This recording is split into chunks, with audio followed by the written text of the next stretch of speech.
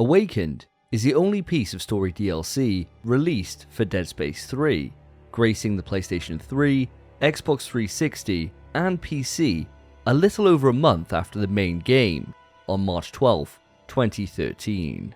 Following my playthrough of Dead Space 3 and the disappointment which leached into every fibre of my being, I saw the DLC and swiftly avoided it. Well, here we are 10 years later, and as I've been reviewing the entire series, I thought it was time to put things right and give it a shot. And after finishing it some 90 minutes later, I'm surprised to say it's actually great. Now, as the game is a DLC addition to Dead Space 3, it would be redundant to go into the same depth on the systems that make Dead Space 3 Dead Space 3. If you want the full breakdown, it's best to check out my full review of the base game, which you can find here. For this review, I'm going to explain what makes this DLC stand out, and why it's worth your time. Now let's dive in.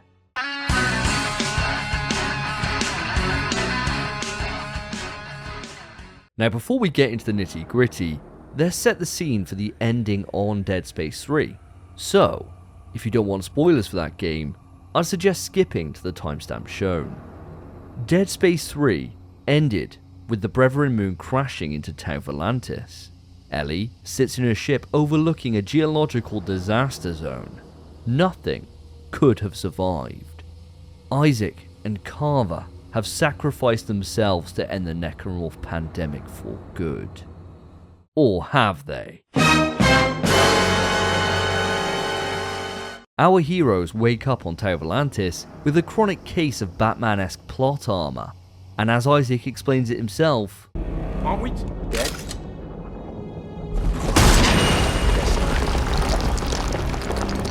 That doesn't make any sense!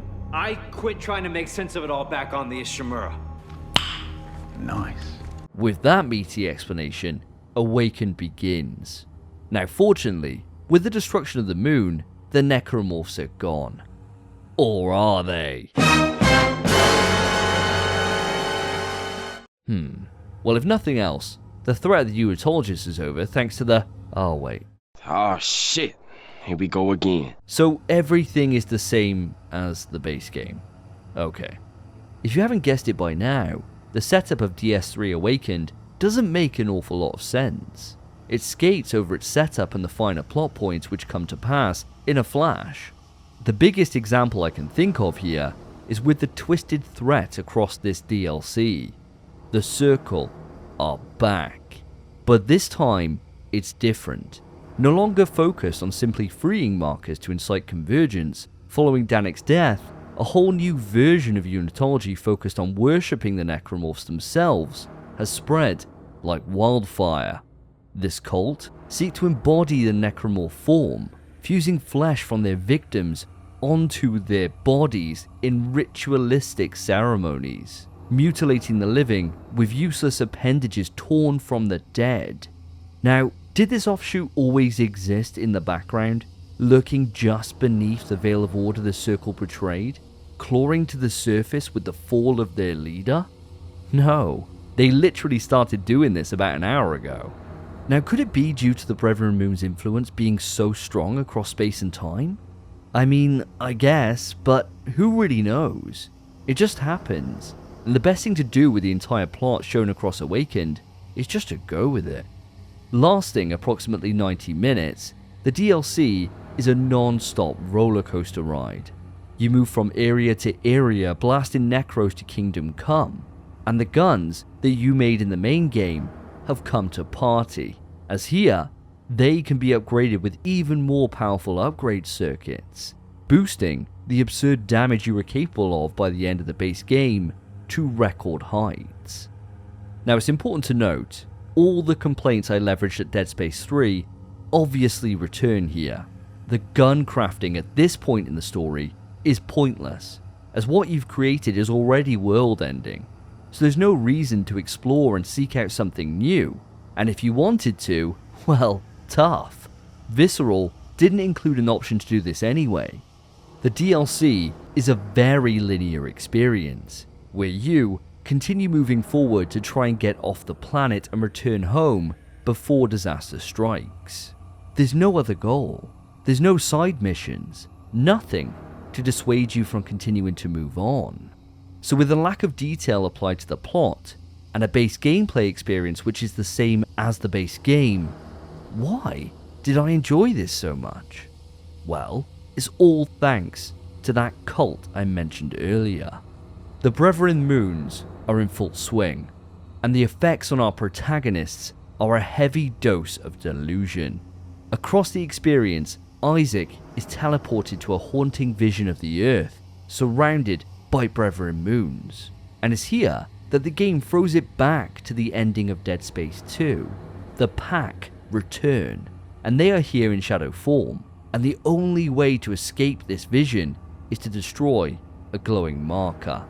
While this is happening for Isaac, Carver is left to try and defend your physical body as you try to regain control of your sanity. Now, as the DLC continues, these delusions become more and more pronounced, and it's within these that you get some great little moments. In a handful, they'll have necromorphs appear and disappear in a flash, with the player never really knowing if they are real or a trick of the mind, forcing you to fire at everything just to be safe. In others, they introduce the main physical threat of the DLC, the cult leader. This prophet appears as soon as Isaac and Carver arrive on the Terra Nova, and they bear witness to the sheer lunacy which has overtaken the circle. Appearing in vision form, the cult leader is a stand-in for the Terminator. All you can do is avoid him, dodging out of the way of his knife as he menacingly approaches, warping in and out of your eye line as you contend with a horde of enemies. It's extremely menacing, and as he appears so frequently, even with such a short runtime, he becomes a core component of what separates the DLC from the main game, and I adored his inclusion. The increased dementia attacks not only provide context for how powerful the moons are, they also give Visceral opportunity to spice up combat encounters with inventive ways. Even though every single one is in a square box of different sizes, they feel unique, as each one has a different gimmick or visual flair brought on by the marker's influence. By basing this entire concept around a character in the Prophet, it gave this threat a physical presence which worked a lot better than Danik ever did in the base game. Now, I said this a lot in my DS3 review, and I'm going to repeat it here. Dead Space is a series built on atmosphere, and by focusing on the asymmetrical dementia, they finally deliver on what Dead Space 3 could have provided. At times, it's just dumb fun, but in others, there is tension, and that's something that wasn't anywhere across the 14 hours it took me to complete the main game. This 90-minute action-packed blockbuster may be light on story. Hell, it throws logic and reason out of the window, glossing over plot holes with a sly, smug smile. But it works, and I left the experience feeling like I just witnessed a revelation. This is what Dead Space 3 could have been if Visceral had just been left to their own devices without EA trying everything they could to drag the series away from its action horror roots. Now, unfortunately, there is a couple of major caveats that I want to talk through when it comes to this DLC package. For starters, as this released only a month after the base game, I can only assume that this content was completed and done by the time DS3 launched, with EA mandating it to be cut out and sold separately to milk the fans of the franchise one last time to try and maximize profit. It is a sting, as if you want to see the true ending for Dead Space 3 and the potential future which a possible fourth entry could explore, you'll need to shell out $7.99, and for what is a short experience, it's insanely overpriced. Now, I get it. Back in 2013, the rules on what is acceptable and what isn't when it comes to DLC were largely unknown. publishers and developers were trying everything they could to nickel and dime their players, with EA being one of, if not, the worst publishers for this practice. But that's no excuse. As far as I can see it, Visceral and EA had two choices with this content. Either include it in with the base game to end the experience on a high point, which, potentially, could have left a sweet taste in the mouth of fans who wanted an experience more reminiscent of what we had in the previous two entries. Or, failing that, if it really couldn't be included on launch, then release the pack for free a month later to reward the fans for supporting the series throughout the previous two entries, and in turn get them to rally around a future fourth entry. It's madness. I am a huge fan of the Dead Space series, buying every game and supporting them with purchases of various supplemental media as they marked the upcoming mainline games. But with DS3 not hitting the mark, and then having to pay what was a large price back in 2013 money, I walked away and didn't see the true ending for Dead Space as a series until now. It's wild, and if that happened to me, I can't imagine how many other fans did the same. Now, speaking for myself here, if I had known what fate awaited Isaac and Carver as they returned towards Earth, I would have been screaming for a fourth entry in the series, to see where this story could have gone. As it happened, I just accepted the series was done and it had gone out on a whimper. I would remark things like, "Oh, I love Dead Space 1 and 2 anyway." It was easier to try and push DS3 out of my mind and reminisce on the great experiences the franchise had provided, safe in the knowledge that nothing else was on the horizon, that the series I adored wouldn't have to degrade itself any further. But after playing this, I'm reminded how much of a shame it is that Visceral have gone the way that Dodo.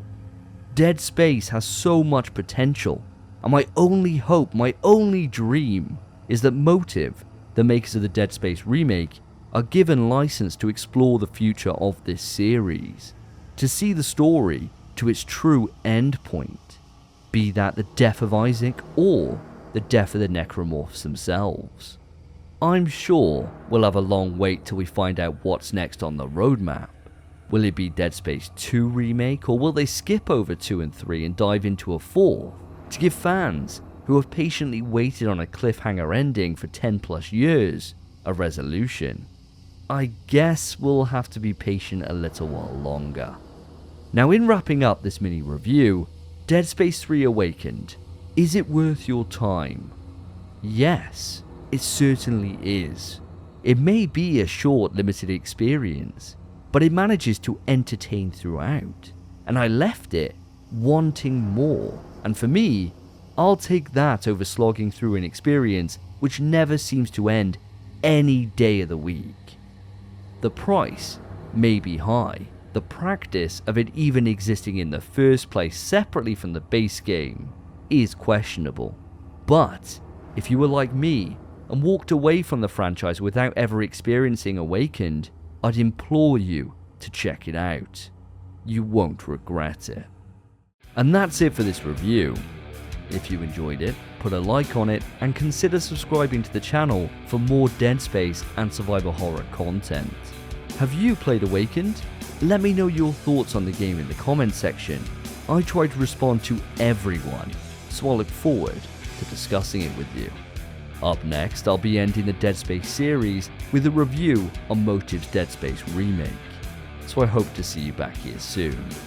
Thank you for watching. Take care of yourselves, take care of each other.